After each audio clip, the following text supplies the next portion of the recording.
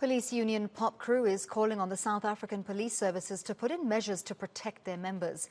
This ahead of tomorrow's National Police Commemoration Day, which will be officiated by President Cyril Ramaphosa. Let's discuss this further. We're joined by Popcru spokesperson Richard Mamabolo. Thank you very much, Mr. Mamabolo, for your time. Can you tell us how many police officers have lost their lives between April last year and March this year? Good evening. What we do know is that there are currently, since the beginning of this year, there's been about 33 police officers who have lost their lives in the line of duty. So there could be more police officers having been killed during the same period, but what is all recorded for tomorrow's specific event are those who were killed on duty. And how will these officers be commemorated and celebrated at tomorrow's event? Yeah, look, I think what normally happens is a ceremonial event wherein their families are brought in and, of course, statements are read. But we think the ministry, government, and everybody knows that beyond these police officers being commemorated, which is something that we appreciate because of the sacrifices they've made in actually protecting our citizens. But in essence, it does not amount too much because tomorrow's event is simply that, a ceremonial event. And when you have to look into how the conditions of these police officers' families are after they have been killed, it's quite saddening. There is a death grant of 250,000 rand, which is given to these families. Most of the officers who are killed in the line of duty are young officers, so they would be people with who are starting to establish their families with young kids, and we feel that this 250 rand grant is not sufficient enough to actually ensure that the kids can go to school and actually address some of the pressing issues within the families, because in most cases, these little officers are breadwinners. So it has been at 250 since its establishment, and of course, currently we've got challenges around the rising prices in goods and services. So all this widowed wives and kids end up being stranded and being forced into the lives of poverty.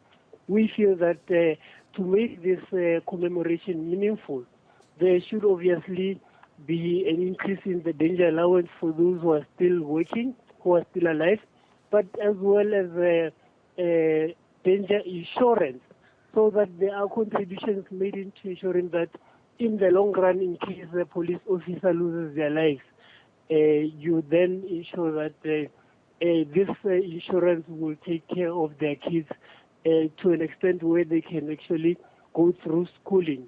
So that is what we're calling for. At the moment, this is just a ceremonial event where we just listen to speeches.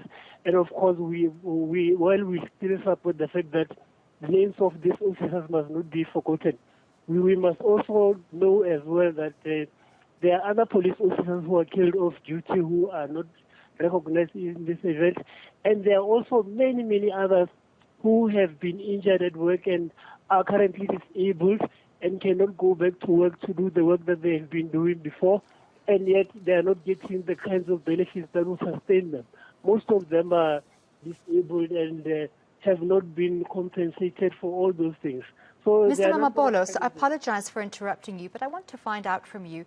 We know we live in a society in South Africa where crime is very high. So being a police officer is dangerous work, and those who commit themselves to protect South Africans know that from the onset. But still, if our police officers are being killed in the line of duty while trying to protect ordinary South Africans, and we are failing to protect those in our service, what do you think should be done to try and, or should be improved in terms of police work to try and better protect these officers of safety and security? Yeah, that's quite correct. But the problem has been the fact that government has been taking measures in reducing for example, the budget cuts that have been happening. Just this year alone, there was a budget cut within the SAPS of 11.8 billion. And it will continue in the next year, wherein about around 15.8 billion will be cut from the SAPS budget. So that had meant for the past 4 years or so, we've had a decline in staff complement. We had around 190,000 police officers in the country. Now we're currently standing at 155, and you must remember that not all of these figures are police officers who are on the ground. In fact, most of them are at provincial and national offices, whilst there's a reduced number of active police members on the ground. The budget cuts, you go to different police stations currently, you realize that there are shortages of vehicles. And of course, this has created bad relations between communities and police, because communities just assume that police are lazy, whilst you have in one station that caters for around a community of 30,000 people, you've got about 2 vehicles facing them. So police can't be everywhere at the same time. And of course, in most cases, that is why you find that there are attacks on police stations. So budget cuts have been a problem. Leadership as well has been a problem, because the infighting that happens at that level means that police at lower levels get confused as to who to take instructions from and all those things. So there are a number of issues that need to be addressed. But in the main, specifically in relation to what will be taking place tomorrow, is that experiences, and of course through engaging with different families of that have obviously lost their loved slain police officers, is that conditions have become tough. So you find that after having kids, these kids tend to fall into the lives of crime, who happen to be children of police officers who had dedicated their lives to fighting the very same crime. So policies that are currently being taken by government are not assisting in addressing some of these challenges.